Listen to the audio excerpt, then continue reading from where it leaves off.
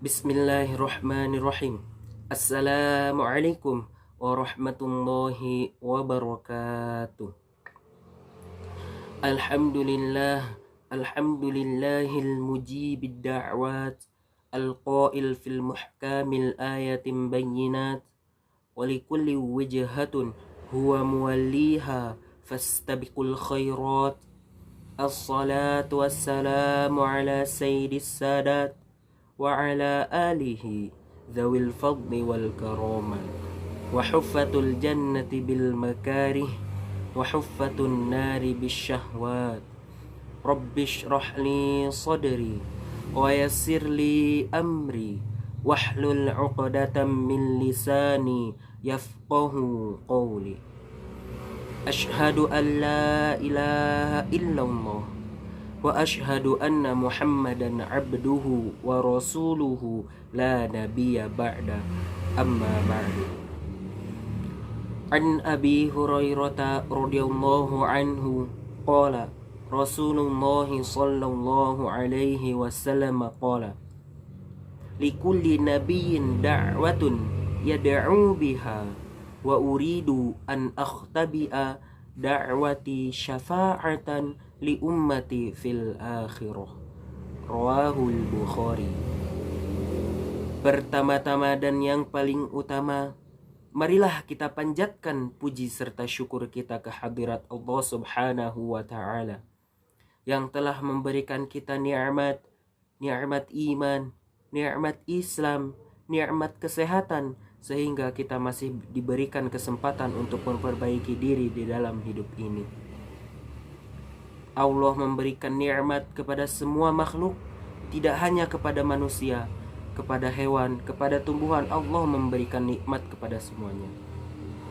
Dan tak lupa salawat beserta salam semoga selalu tercurah limpahkan kepada junjungan kita, yakni Habibana wa Nabiyana wa Maulana Muhammad sallallahu alaihi wasallam. Insyaallah pada kesempatan kali ini saya ingin menyampaikan tentang hadis Nabi sallallahu alaihi wasallam yang dikatakan dari Abu Hurairah radhiyallahu anhu bahwasanya Rasulullah sallallahu alaihi wasallam bersabda, likulli nabiyyin, setiap nabi da'watun mempunyai doa, ya da'u biha, dengan ia berdoa dengan doa tersebut. Wa uridu, dan aku ingin, kata Nabi, an akhtabi'a, supaya doaku tersebut, an akhtabi'a da'wati, supaya doaku syafa'atan, menjadi syafaat li ummati, kepada umatku fil akhirah, di akhirat nanti. Hadis riwayat Al-Bukhari. Dari hadis tersebut kita bisa mengetahui bahwa Rasulullah Shallallahu Alaihi Wasallam mengkhususkan doa beliau. Beliau tidak berdoa ketika berada di dunia, tetapi beliau ingin menunda doa beliau untuk kita umatnya nanti di akhirat, supaya kita umatnya bisa selamat sampai ke surganya Allah Subhanahu Wa Taala. Betapa sayangnya Nabi kepada umatnya, betapa cintanya Nabi terhadap umatnya, betapa sayangnya Nabi kepada umatnya. Lantas apa yang sudah kita lakukan untuk mencintai Nabi Sallallahu Alaihi Wasallam? Apa yang sudah kita lakukan untuk membalas jasa-jasa beliau? Beliau yang menyayangi kita, bahkan kita belum pernah bertatap muka dengan beliau pun, beliau sudah pernah meriwayatkan bahwa beliau mencintai dan merindukan umat-umatnya yang belum pernah bertemu dengan beliau. Betapa hebatnya seorang Nabi Muhammad Sallallahu Alaihi Wasallam, betapa luar biasanya sosok Nabi Muhammad sallallahu alaihi wasallam. Kemudian syafaat yang Allah khususkan kepada Nabi Muhammad sallallahu alaihi wasallam, yaitu kepada umatnya yang telah berbuat dosa kemudian masuk neraka. Tetapi Nabi Muhammad berdoa kepada Allah, ya Allah, selamatkanlah umatku dari neraka. Kemudian Allah mengabulkan doa Rasulullah Sallallahu Alaihi Wasallam, sehingga semua umatnya Nabi Muhammad yang pernah masuk neraka nanti akan ditarik kembali menuju surganya Allah Subhanahu Wa Taala. Kemudian keadaan di padang mahsyar, keadaan yang begitu panas, sampai-sampai pernah diriwayatkan bahwa matahari berada satu titik dengan kepala kita. Bayangkan betapa panasnya pada saat itu. betapa berkeringatnya tubuh kita, sampai-sampai ada riwayat yang mengatakan bahwa tubuh kita seperti dibanjiri oleh danau yang banyak karena saking banyaknya keringat kita pada saat itu. Namun pada saat itu Nabi Muhammad SAW berdoa kepada Allah, ya Allah berikanlah syafaat kepada umatku.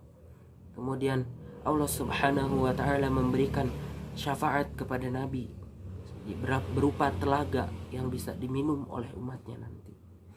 Dengan sekali kita meminum telaga dari Nabi SAW, maka kita tidak akan merasa kehausan lagi.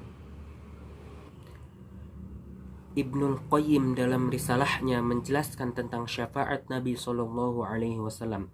Menurut Ibnul Qayyim bahwa syafaat Nabi Muhammad SAW itu ada 6. Syafaat yang pertama disebut syafaatul kubra.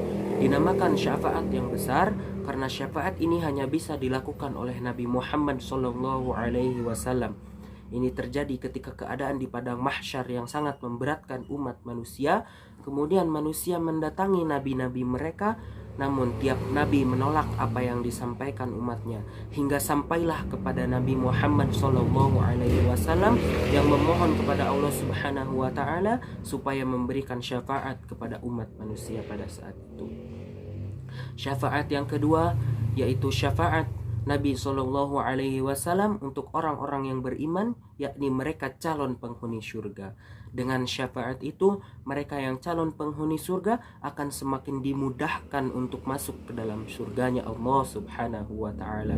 Orang yang akan masuk surga pun lebih dimudahkan lagi masuk surganya dengan syafaat Nabi SAW. Yang ketiga, syafaat Nabi SAW untuk orang-orang beriman yang semasa hidupnya mereka melakukan banyak kemaksiatan.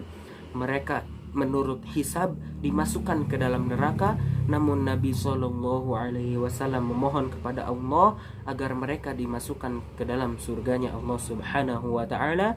Kemudian Allah Subhanahu wa Ta'ala zat yang maha pengampun, mengampuni dosa-dosa mereka, sehingga mereka yang tadinya akan dimasukkan ke dalam neraka tidak jadi, Allah masukkan mereka ke dalam surga. Yang keempat, syafaat Nabi SAW yang diperuntukkan bagi penduduk neraka yang semasa hidupnya mengakui la ilaha illallah. Mereka itu masuk neraka disebabkan oleh dosa-dosa mereka. Namun karena mereka masih mengakui kalimat la ilaha illallah, tiada Tuhan yang patut disembah selain Allah Subhanahu wa Ta'ala, syafaat Nabi pun diberikan kepada mereka sehingga mereka nantinya bisa dimasukkan ke dalam surganya Allah Subhanahu wa Ta'ala.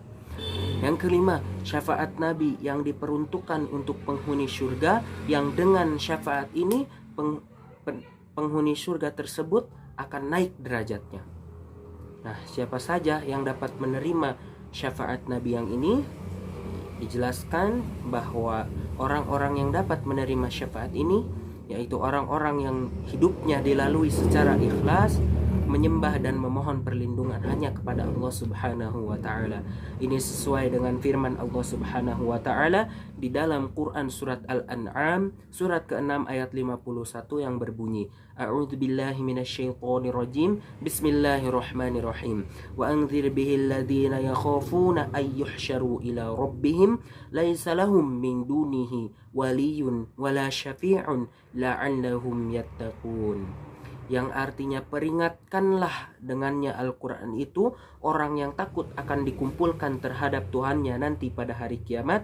Tidak ada bagi mereka pelindung dan pemberi syafaat selain Allah Subhanahu wa Ta'ala, la'allahum yattaqun, agar mereka bertakwa. Yang keenam yakni syafaat Nabi SAW untuk anggota keluarganya yang meninggal dalam keadaan kafir. Contohnya ialah Abu Thalib, yaitu pamannya Nabi SAW yang dengan penuh kasih sayang merawat Nabi SAW hingga beliau dewasa. Namun Abu Thalib meninggal dalam keadaan kafir. Dengan syafaat Rasulullah SAW, maka siksaan Abu Thalib pun menjadi siksaan yang paling ringan. Nabi SAW bersabda, di neraka nanti yang paling ringan siksaannya adalah Abu Thalib. Dia diberikan 2 sandal sehingga otaknya mendidih. Hadis riwayat Ahmad. itu adalah siksaan paling ringan di neraka nanti. Hanya diberikan 2 sandal sampai otak kita mendidih. Bayangkan bagaimana panasnya neraka pada saat itu. Bagaimana beratnya siksaan neraka. Padahal Nabi SAW mengatakan itu adalah siksaan yang paling ringan. Itulah syafaat-syafaat Nabi SAW yang bisa diberikan kepada umatnya nanti di yaumil akhir. Betapa cintanya Nabi Muhammad terhadap umatnya, betapa sayangnya Nabi Muhammad kepada umatnya. Maka kita sepatutnya harus selalu mencintai Nabi Muhammad SAW, harus selalu bersolawat kepada Nabi SAW setiap harinya, memohonkan doa kepada Nabi SAW. Mungkin itu saja yang dapat saya sampaikan. Mohon maaf apabila ada salah kata yang menyinggung para pemirsa. Unzur maqala wala tangzur man qala. Lihatlah apa yang dibicarakan, jangan lihat siapa yang berbicara. Wabillahi taufiq wal hidayah, waridho wal inayah. Wassalamualaikum warahmatullahi wabarakatuh.